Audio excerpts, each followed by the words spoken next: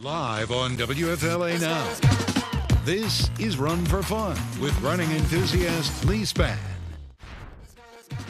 All right, welcome back to the Stream Center for this week's episode of Run for Fun. Now, this show is designed to give you tips and tricks to make running and walking just a little more enjoyable.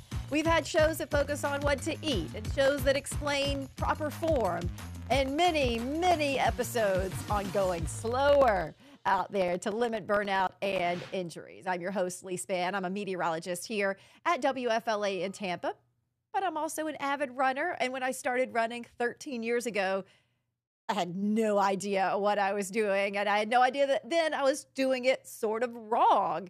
I was out there just pushing myself all the time, certainly not hydrating enough, and doing all the things that can eventually lead to burnout and injury. And once I started learning more about what to do, made it more fun, I wanted to share it. And so I made a show to let the whole world know. And joining me, the person who taught me most of what I know, Coach Maria. Good morning, Coach, from your at-home studio. And you have a guest with you today. Let's introduce them. I do. Good morning, Leigh. I have my sister with me today. What a treat. It is. And she's going to actually help talk about the topic of the day, which is sleeping. We talk a lot about exercising, but how important sleep is to that. So why don't we let Kate kind of talk about why she is our sleep expert of the day. Yeah, tell us a little bit about your background, Kate. I know a lot about it, but the world doesn't. So tell us. Okay.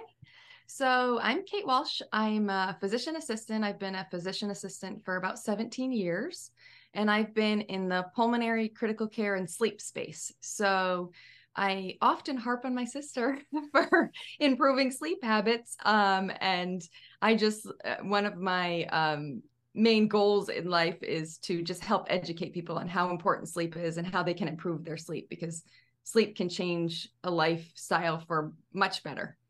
So you said you were in the pulmonary, so sleep and heart and cardiovascular, that all goes together?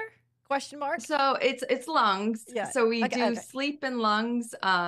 It's very common that a pulmonary clinician does sleep medicine. There's also neurologists that do sleep, and there's now psychologists that do sleep, because sleep can be related to mental health. Sleep can be related to physical health. It can just affect so many aspects of your life. And why are you so passionate about it? Why did this become something that you're so passionate about?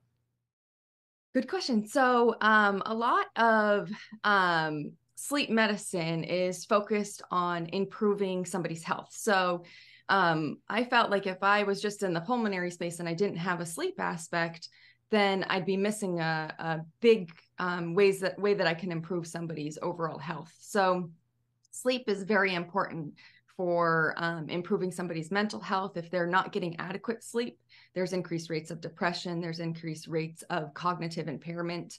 And so if I help somebody improve their sleep, I can improve their overall health and help them not be maybe hypertensive or have cardiovascular disease. Even diabetes can be linked to sleep deprivation or sleep issues. And as well as insomnia can negatively affect somebody's daytime functionality in a lot of different ways as well. So I felt like it was a way that I could improve somebody's health by focusing on one aspect. And today we're focusing even a narrower aspect, right, Coach? Yeah, there's been a ton of research in the last 5 to 10 years about the effects of sleep and recovery for athletes too, and that athletes actually need closer to 9 hours of sleep a night as opposed to the recommended 7 to 9. Some need more than that. Yeah, we had a story, and I was, when we had the story on our newscast, I was excited that we were going to have Kate on, because it was a new study that showed people who do high intensity exercising and don't get enough sleep, don't get 7 hours or more of sleep, have a faster cognitive decline than someone who still doesn't get the same amount of sleep, still gets less than 7 hours, but also doesn't exercise. So it's just and it's such an important part of people who want to have this healthier lifestyle, who want to exercise. This is critical, and it can also often be kind of a pull, because you want to get out and exercise, which means you might want to get up earlier and you might lose some sleep, and you just can't do that. Mm-hmm. Well, and again, in our society, it's drive as hard as you can and be as busy as you can, right? And so it's like if I lose sleep, well, I have to get up and, never miss a Monday. Yeah. But the reality is, like, when you're running and exercising in general, sometimes you do have to miss it for sleep. It's really important. And you actually, tell us that as your clients, the people who pay, Always. who come to you to get us to run better, you're very much focused on making sure we get enough sleep. For sure. It's the most important part of recovery. And Maria, I think you'll appreciate this. I was talking about this episode on our newscast this morning, and our traffic reporter, Deanne, ran track. She did hurdles at University of South Florida, and she started giggling immediately when I started talking about how sleep was so important. And she said one day while she was in college, that was during homecoming week. So the coach knew they probably, being college kids, probably weren't getting the adequate amount of sleep. So they all sort of drugged themselves to the track at 6 a.m. And he was like, all right, today's practice, sleep. And he took them, good for that coach. He took them into the locker room and had little pallets all out, because he didn't want them just to go home and sleep, which they might not. So they had little pallets all laid out, and they were to sleep until they were to get up and go to the gym, which was at 10 a.m. So they had 4 hours to rest their bodies. And I was like, congratulations to that coach. That's a great coach and somebody who researches well, because that's absolutely was more beneficial to them than hammering it on the track, for sure. Yeah, consider they probably got very little sleep, as college kids do. Yeah. So Kate, let's talk Kate, about... my question for Kate is actually, a lot of my athletes are very driven type A people, and sometimes their sleep is off because of work schedules or whatever, and they still want to run. Like, what are some ways that they can train? I know you can train your body to do anything. I know that. So what are some ways they can train themselves to sleep better? Yeah. So a lot of times there's two different forms of difficulty sleeping. So there's sleep onset insomnia, so people that have trouble falling asleep, and then there's sleep maintenance insomnia, so those who have trouble maintaining an adequate 7 to 9 hours of sleep. So a lot of times for your sleep onset insomnia patients, or runners even, there's some cognitive behavioral therapies that you can do to kind of relax yourself to sleep. So some of the good hygiene associated with sleep is up there too, though you have to stick to a schedule as much as possible. The best thing that you can actually do for your sleep, hands down, across the board, is wake up at a consistent time every morning, because that starts your homeostatic pattern and your circadian rhythm. So, and then as close to your wake up time is get out and get some sunlight. Not with sunglasses on, not from behind a car. Like if you're driving to work and it's your commute, that if you're in that car and there's glass, that doesn't count. So getting outside and getting that natural UV light in your eyes for about 15 minutes a day, ideally sometime before 9 a.m. And why is that important? Because what that does is it triggers the brain to release certain hormones that build up throughout the day till they reach a high pressure right before you fall asleep at night. So if you don't get that sunlight till later in the day, your body thinks, oh, it's morning at noon. And then it has only from noon till your bedtime to build up that pressure. And then it makes it much harder to fall asleep. All right. So I wanted to ask a personal question, because as someone who does work an off schedule, I mean, I get to work at 2 a.m. So I don't really leave and see actual daylight until the very earliest, around 9:30, usually not till 11. So is there anything I can do to combat it? Now, technically, I don't have a lot of sleep issues. I do fall asleep pretty quickly and stay asleep normally, but I may be more unique on that. So what would someone who has an off schedule, a nurse or things like that, what would their sort of alternate case be?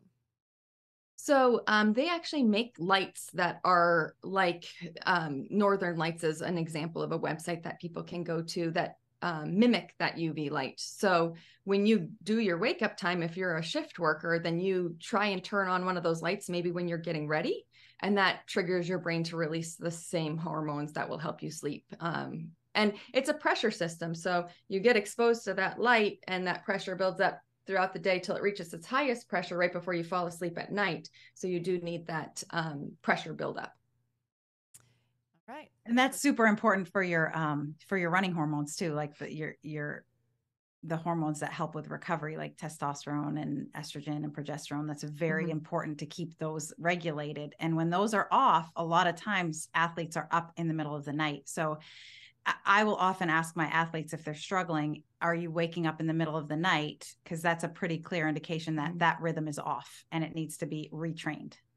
And that, yeah, so it's really interesting that, I mean, not everybody clearly works where you can get up and see the light by 9 a.m. So, so that's helpful, is that there's ways to sort of circumvent the actual, daylight, so that you can set those circadian rhythms and hopefully get sleep. So Maria, now I'm going to focus in on you and the running aspect. I know even when we had Dr. Heim on, he talked about the cascading impacts if you don't get enough sleep. Oh, yeah. It says it impacts more and more. So how does it start to impact your exercising, if you're trying to exercise and go to the gym every day, or exercise and running?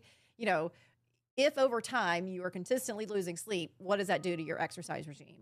Well, your body just can't recover. So you're continually breaking down the tissue, and you're not allowing it to rebuild stronger. So you actually are making yourself weaker, which is not good for your body fat. Your body fat percentage will go up. Your body will start using its muscle as opposed to its fat tissue, because it needs fat to survive. Like we need fat to survive. So your body's going to go start attacking things that it shouldn't attack. And then your performance will actually drop. You will see a huge drop in your performance. It takes a while, but eventually you'll start to see your performance go down.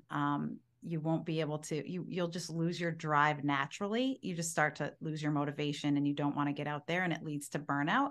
And a lot of times that burnout is because of this cascade of hormone influx. So we have to really be careful. Like I preach, hold back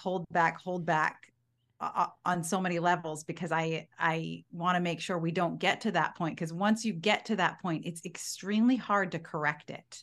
You're better off like being very good about your sleep hygiene and eating enough food and running the correct paces right away, so that we don't have to fix a problem, because it's a lot harder to fix once you're tanked like that. Yeah, and that's what I was saying really at the beginning of this episode, is that I wish I could go back to 13 years ago me, and not just be like, yeah, get out there and push it every day and get up too early, and all the things that, had I not found you and found all my group, the group of runners that said, hey, here are better ways, here are easier ways. Who knows where I would be? I might have had the burnout, or I might have had the injury that I was destined for what I was doing. But I found it interesting that you were saying that it doesn't happen immediately. You don't lose your fitness immediately. So people are like, oh, I'm running longer, even though I'm getting less sleep, I'm getting better. And so there is a short term where it looks like benefit. It's doing good, and then but you're not thinking long range, and that's what we always talk about. Yeah, and what's dangerous about that is because people, and like I've said this in the beginning of our podcast, when you first start running, you're going to improve no matter what you do. And so people will say, well, I improved that way. Well, and then when their performance tanks, they say to themselves, well, this worked for me, so I need to go back and do it again. Well, it didn't actually work for you. If it worked for you, you wouldn't be where you are right now. So you have to kind of train yourself in that. And actually Dr. Heim was one that taught me about that. I came to him with sleep problems because I was waking up at 1 o'clock in the morning, and I could not go to sleep. I was wide awake. I would go to sleep. I had no problem. I didn't have the onset that Kate was talking about, but I had the other one. What's the other one called, Kate? Sleep maintenance. Sleep maintenance. So I would get up at 1 a.m. and I couldn't go back to sleep till 3 a.m. Like I just couldn't do it. And so it was wearing me down. So Kate, I guess I would ask, what do people do about that when they have sleep maintenance problems? Yeah, I see that a lot of times in athletes too. So one thing, and I know that I said this to you as well, is never look at a clock when you wake up, because you're never going to look at that clock and it's going to give you good information, right? You're never going to look at it and be like, oh, I have 8 more hours. It's always going to negatively reinforce your sleep. I feel like you yell at me about that all the time, actually.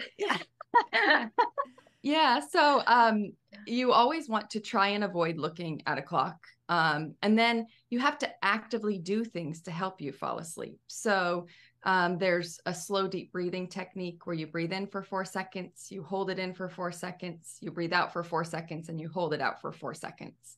And you need to be actively, I know it sounds like a oxymoron, but like actively relaxing in order to fall asleep. And that means? So you just need to, one of them too is storyboard imagery. So storyboard imagery is where in my mind, before I'm trying to fall asleep, or if I'm in the night waking up, I'm doing something relaxing in my brain to help me fall asleep. So Maine is relaxing for me. So in my mind, when I'm trying to fall asleep, I'm packing a bag to go to Maine. I'm going on a trail that I've always hiked in Maine. I know this trail like the back of my hand. By the time I'm at a certain part in that trail, I'm asleep. But as humans, we're cognitively more advanced. So we need to do things that are more advanced than counting sheep. So counting sheep, I mean, when you're a kid, it works, but as an adult, you need to do a more complex thing. So it needs to involve imagery and a thought process in order for you to be able to fall back asleep. And then never go through your grocery list in your mind is what I call it.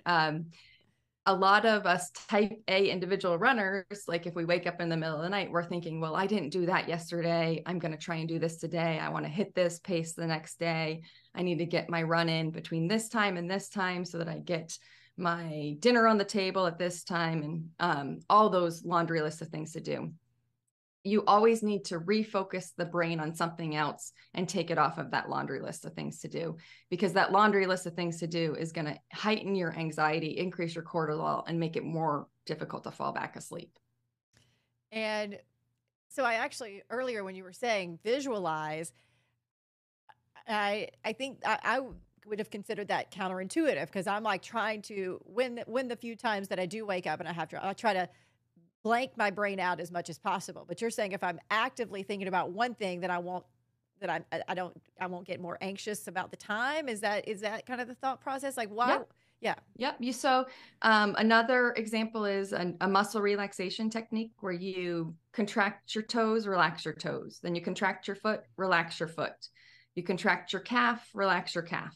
And you go all the way from your feet to the tip of your head, because you're focusing on something else other than the list that could be going through your mind. Cognitive behavioral therapy. Yeah. Yep. That's what my counselor told me. He told me to do that too when I was having anxiety. I wonder, like my question on that is like, is there ever a time when you should get up? Like, and not like, if it's like when should you do that? So typically I recommend, if you're not asleep within 15 minutes, get out of bed and go do something that's boring. Like, don't open a book that's really like has a ton of adventure in it and you're going to be way into. Maybe sit in a dark room, avoid bright lights. That's one of the things that I find most intrusive to a bedroom environment in our current society is blue light, red light, any type of light in your environment. So your bedroom environment needs to be really dark. I even do this with my kids. So my kids hardly ever did night lights. And it was because of the sleep background in me. I'm like, no, you cannot have a night light. We're not getting into bad habits. But that light is very intrusive because it gets your brain again thinking that daylight's coming. So I even put black electrical tape over my electronic lights, and I pull it off during the day if I'm going to use the electronic, but then I put it back on there at night because I don't have any light whatsoever in my bedroom environment. Oh, I'm bad about that. Yeah. There's a lot of electronics that just emit one little light that just shows that it's there. It's not necessarily on, but it's there, but that needs to be blocked. And then this is something that I think most people don't know is the bedroom environment should be cold. So it's actually 68 degrees is what's recommended for sleep temperature. I feel like that's hot. Yeah. Maybe because I'm an Eskimo up in here in Maine now, but yeah, I'm usually, I do drop mine to 72, but you're saying I could add one of those, an extra blanket on my bed. I mean, I don't have to actually be 60. Like, I don't have to feel 68. I can put an extra blanket on and turn right? Yeah, it's better to put on a blanket to be warm, but have the environment be cool for sleep, because that's so interesting. There's right before you fall asleep, there's a surge in your core temperature. So sleep is very temperature regulated and light regulated. So I always tell when I'm talking to people about their sleep is the example I have is a baby in a womb. You think of a baby, that baby comes to the world and it doesn't know how to sleep, and we have to sleep train that baby. And one of the reasons it doesn't know how to sleep is that it's been the same temperature in there the whole time, and it's had no light regulation. So when I had my kids, I was very like, okay, we need to go put them outside in the morning. We need to feed them at a certain period of time, so their metabolic activity happens at a certain time. And then they need to be sleeping during certain times and awake during certain times. And I was stickler about it. My husband would always look at me and be like, are they supposed to be awake or are they supposed to be asleep? Can you come to my house and tell me when to sleep and when to I was just like, I was like, when are you coming over to train me? Exactly. Well, that's exactly what it is, though. You really do have to train your body, train it like you're exercising. You train your body to exercise to a certain capacity. You need to train your body to sleep to that same capacity too. Okay, what happens in menopause? Yeah. Is that another whole thing? So that is the temperature regulation. Yeah, so I can feel it. That temperature regulation goes off. You know, the old adage, like have a glass of warm milk before bed. That's actually legitimate in some ways. So you can have like a warm bath before bed or a hot shower that'll mimic that surge in temperature, so that when you have that drop in temperature, it can help you initiate sleep more easily too. Like even with menopause, you do that? Yeah. Mm-hmm. Oh. So, and I have one more personal, I mean, well, I'll probably have more, but specifically for me, because I don't right now have a whole lot of issues with falling asleep or staying asleep. But I also sleep with a lot of light in my room. Like the TV is always on. Sometimes I leave the bathroom light on that's next to me. That's naughty. I know. So I'm saying, like, if it works, would I be even better? Or if it, that's a really good question. Yeah. If it hasn't been an issue, should I change or should I stay the same? And yes, so the TV is on all night. Do you wear a Garmin to sleep? Yes. Okay. And do you know if her sleep data is always good? It is, like REM sleep is adequate. Yeah. And you're not. She has it good, and you do go to sleep really quickly though. I fall asleep. I go to deep sleep immediately. Yeah. And then she's quick. And then go into sort of REM sleep. And how much sleep do you get on average a night? 6.5 to 7, which is, I know, not enough, but it's, I'm working on it. So that's why you sleep more easily, is because you're chronically sleep deprived. Okay, excellent. Yeah. So every individual on the planet needs 7 to 9 hours of sleep. Okay. And Maria and I did this with her at one point in time, is there's your 7-hour sleep people, and then there's your 9-hour sleep people. Mm-hmm. And you have to figure out where you are in there. So I'm a 7.5 hour sleeper, actually. I would guess Leigh is probably more like a 7-hour sleeper. Because I feel really good if I get between 7 and 7.5. Like I feel great. 6.5 starts to be like, okay, I'm feeling it a little bit more. But so you're saying if I could just bump it up another half hour, I would constantly feel a little better. Yeah. And that's the thing too with sleep though, is if you're not impaired during the day, if you're not sleepy during the day, if it's not negatively affecting your life, then you don't necessarily need to change it. So it's only if it's affecting your health, if it's affecting your increased like injury risk, if you are prone to injuries, that's probably why, is because you're not getting adequate sleep and your muscle recovery isn't very good. If even rates of depression are higher, and some of that is due to getting insufficient amount of sleep. Is that why you sleep when you're depressed a lot? So that's a good question too. So if you sleep more than 9 hours, that actually is negative for your sleep too. So negative for your body too. So if you sleep more, it tends to be those that are depressed or those that have chronic medical illnesses that tend to sleep more than 9, and that can negatively affect your health too. So there is a kind of golden window of sleep. Is that true for athletes too, or are athletes okay to sleep a little bit more? Elite athletes do need to sleep more. If you're your typical runner, recreational runner, it's still in that 7 to 9 hour window. And when you say elite, are you talking about people who literally get paid for it, or people who may be pushing themselves a little bit more, like half marathon runners? So that's kind of gray, ambiguous zone. So I would say you kind of figure out where your sleep is in there, so that you're feeling good during the day and you're not getting injuries. From my perspective, that would be like somebody that's running over 60 miles a week as Yeah. opposed to somebody that's running under 60 miles a week. Okay. All right. If you needed a number. Yes. That is, yeah, that does help a lot. And I have a feeling that anyone listening to this may never have put together injuries and sleep. Of all the things that could possibly lead to you being injury prone, probably the last on the list is that I get 6 hours of sleep.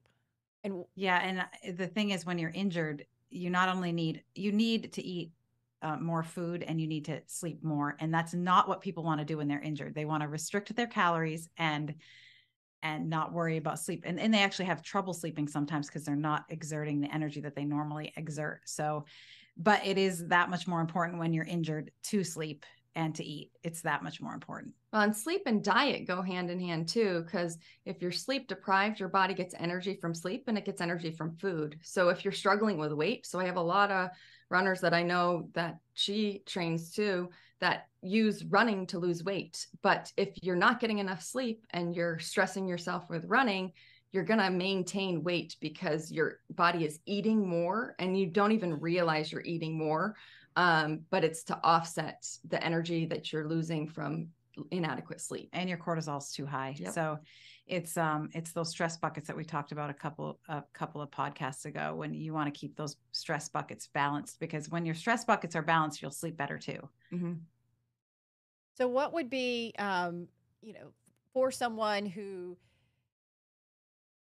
I guess for lack of a better word, what if they feel like they can't get enough sleep? So meaning that like they're responsible for something at 9 p.m., but then they're also responsible for something at 6 a.m. And, what is your recommendation if they're also trying to exercise? Yeah. So if they're getting like 6.5 hours of sleep, because that's what their schedule allows for, they can nap. I just recommend. But she's really mean about naps. Yeah. She's super In mean what about way? naps. Because I don't really like naps either. I mean, they're wonderful. I love naps. But they ruin my sleep. Yeah, that's exactly what happens. Yeah. So you have to nap before 3 p.m., ideally before 2. And you can't nap longer than 20 to 30 minutes. So you do have to set an alarm. That's where she's always on me, because I like to sleep for an hour and a half. That's what I like to do. Well, that's that sleep. takes away that pressure though. Yeah. So you are building up that pressure. You sleep away some of that pressure. So then you try to fall asleep at night and that pressure hasn't built up. Wah, wah. I like an hour and a half nap. Now, but is it working for you, or are you having trouble sleeping? I am. So I do have trouble sleeping, but I think it's more hormone related than anything right now, as I'm like and that's in perimenopause and menopause. But yeah, you should always seek, like if you're snoring at night, you should check with somebody about sleep apnea. If your hormones are not regulated, you should make sure that somebody is monitoring your hormone level. So there's also, there's people too that have narcolepsy or idiopathic hypersomnia that just need more sleep. And those are true medical conditions. So I say this with a caveat, you should always seek medical advice with sleep if you're concerned that it's negatively affecting your health or your day-to-day life. So earlier you asked me about Garmin, and I know that, I always have my, GPS Garmin watch on, but a lot of people have the Apple watches. A lot of people have smart watches. Do you consider those accurate enough to judge your sleep to see if you need to go to a doctor, or to see if it's okay? So they are accurate to a certain degree. When you're monitoring sleep staging, it takes a lot in a sleep study to be able to determine the sleep staging. We're monitoring eye movements, we're monitoring brain waves, in order for us to see which stage of sleep. And there's no way a watch is going to be able to monitor that. So the watch is going based on heart rate, movement, activity, things like that. So it's accurate to a certain point, but you shouldn't. I have so many people come in and they're like, oh, well, my watch says this, and that's like what it is. And I'm like, no, it's not that. But I don't know where I hear that with anything else, Leigh. I know. But my watch says I need to go faster. My watch says. The watch says my VO2 max is such. I'm like, oh, does the watch take your blood? Even as a sleep clinician, I'm looking at my watch and I'm like waking up and I'm like, my watch says I had a bad night's sleep, but I feel fine. Yeah. So then I'm going about my day thinking I had poor sleep when I didn't, because I feel fine during the day. Well, and you know what's interesting about that? My Garmin, I feel like my Garmin's super negative. My Garmin will be like, oh, you had a really awful night's sleep last night. But then I have an Aura ring, and my Aura ring will be like, it looks like you struggled a little last night, but you're going to be okay today. And so I feel like I'm like, I wish some of them were more positive. Yeah. That would help people sleep. Yeah. We should it tell does, Garmin. because like it doesn't help when you have anxiety and Yeah. you've done all this research about how important sleep is, to have your Garmin be like, you're going to die today. Yes. You haven't slept. Yes. And, you know, but I do think that I did start focusing more on sleep once I started wearing it. So at least it brings it into awareness, because True. when Yes. before I had a Garmin, or before I had one that I didn't have to be plugged in all night to charge it, that I could actually wear it all night, it really changed how I think about sleep. And so at least it was bringing it into my consciousness. So, and there's cheaper versions. There's all kinds of the Fitbits and things like that I know a lot of people are using as well. So again, anything that brings it into the consciousness, I would think you as a sleep, expert would want that to some extent. And as a coach, because I think sometimes we need an excuse that's a valid excuse as to skip our run. Like a lot of times, if your watch says you slept poorly and I'm not right there, or you don't have a coach, like a lot of times my clients will text me and say, hey, I didn't sleep well last night. And I say, skip your run, sleep in, try to get a little extra sleep. I know Kate's taught me before that if you don't sleep well one night, you can actually go to bed a little bit earlier than the next night, right? To make up a little bit of sleep. And you're not supposed to make it up like a tremendous amount of time at one time, but you can a little bit each night, so it doesn't mess up the circuit. You can stack your sleep. Yeah, stack your sleep so that you can make it up later. But if you got but if you missed 4 hours of sleep and you only slept 3 or 4 hours, you should not try to then sleep 12 hours the next day. No. But you can add a little because that bit. messes up that rhythm. Yeah. Yeah. So like pre-race planning, for example, you can stack your sleep, because if anybody's like me, the night before a race, I get nervous. I'm thinking about how I'm going to do. I'm thinking about the weather. I'm thinking about if my bib's in the right spot. So what I do prior to race coming up is I make sure the 3 nights prior to the night before, I'm getting a more adequate amount of sleep, knowing that the night. I tell my clients to do it all the time. So you guys had a little glitch there. So 3 nights before, add a little, like, what do you have? Half an hour. What would you add to the nights before? I typically say, if you can, a half an hour on each end, because you shouldn't really adjust your sleep by more than an hour. So if you do go to bed 30 minutes earlier and wake up 30 minutes later, then it will not affect your circadian rhythm as much, but you're still getting about an hour more. And Maria, you were saying that's what you tell us. Yeah, I try to get you guys to sleep load before a race, because I know you're going to miss some sleep that night before. And really don't worry about that when that happens. Like, it's not going to affect your race. It usually affects it the next week. Like you'll notice you'll miss the sleep, and it'll affect your recovery a little bit, but it's not going to affect your race to lose sleep the night before. So don't panic if you don't sleep the night before. And it is, you'll still be fine. Because then it's, you got to make sure all your multiple alarms are set to make sure you make it there on time, and you're constantly worried about, am I going to oversleep? And so that night isn't as important as as a whole, because if you miss sleep that night, it won't impact your run. But if it's been weeks and weeks and weeks where you've been stressing about getting those runs in, then it can impact it. Yes, for sure. So have you ever heard of sleep stage misperception? I have not. So sounds so fancy. It does. So us as humans, we're only aware of the times that we're awake. We're not aware of the times that we're sleeping. So the example I give is, say I'm standing over Maria all night, and every hour I poke her and I wake her up. She falls asleep between those times, but when I wake her up in the morning, I say, how did you sleep last night? And you're going to say, I didn't sleep at all. I didn't sleep at all last night. It was terrible. You were poking me all night. When she did sleep between those pokes, but she was only aware of the times that she was awake. So I feel like as human beings, we need to be aware that our sleep perception of the sleep that we're getting is not an adequate depiction of the sleep that we are actually getting. So that's where Garmin can help in some ways, but we also can't rely on that because that is itself a little bit of sleep stage misperception, because this is telling you what you're doing is in regards to your sleep. Really, it's running and paces and things. Like if you feel like you're not hitting certain paces, don't continue. She harps on me for that too. And I was trying to reach certain goals and things like that.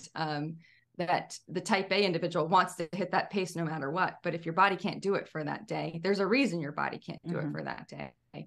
And so we just need to be aware to really feel how our body, understand how our body is feeling in order to understand how we are sleeping too. I have a question too. When you wake up, like this morning, I woke up at 5 and I set my alarm for 7 because I wanted to get my norm. That's when I normally wake up. I got up at 5. I was wide awake.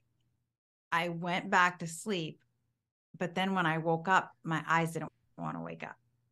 Like, is that still okay to get up? Like when your eyes feel heavy in the morning, is that an indication that you weren't in the right stage when you woke up? Or is that like, what does that mean when you wake up with heavy eyes? So it just could mean the cycle of sleep that you're waking up in is either maybe you were in a deep sleep cycle and you were waking up from a deep sleep cycle, or maybe you were in a lighter stage of sleep and you wanted that last deep sleep cycle, because your deep sleep cycles start short in the beginning part of the night and they progressively get longer. So maybe you had woken up in the middle of that longer, deeper sleep cycle and your body wanted to go back right into it. And yeah. So it just depends on the time that you're waking up. The other thing too, I will harp and go on my soapbox about the phones. So many people wake up in the middle of the night and the first thing they do is get their phone out. Oopsies. I like to do and Wordle. People scroll through stuff at night. And the first thing I do when I wake up in the middle of the night is do Wordle. That's really bad. I would think that your sister's going to be real mad when they're hearing about that. It's active and it's blue I don't light. tell her for reasons, but yikes, I'm in trouble after this show. No, but it's like I even find myself doing it. I have to, in my mind, if I wake up and I know I want to go back to sleep, I'm like, don't touch your phone. Don't touch your phone. Don't touch your phone. And if you think about it and you notice when you're doing it and when you're not doing it, you will be able to fall back asleep much more easily if you didn't touch that phone. Oh gosh, stop it. What else are you supposed to do in the middle of the night? Read the manual to your refrigerator. Read a manual to my refrigerator. I love that. Visualize walking the trail up here, up in Maine. Yes, that's right. Yes. All right. So I had a doctor that I worked with that was a gymnast, and he went through his floor routine in his mind before he fell asleep. So it's different for different individuals. You have to figure out which works for you. All right. So, Kate, we really appreciate all of your expertise on this, because as much as we like exercising, we also need to know the importance of sleep is right up there. So if you can't keep exercising, if you're not getting enough sleep and you're not recovering. And that's where we're going to bring in, we have a time where Maria gets to sound off about something. We call it the coach's drill. You said you've heard her sound off about things maybe your whole life. Yeah. It's a little.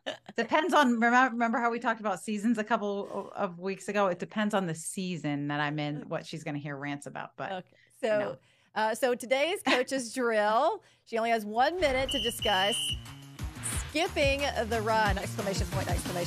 Let's go.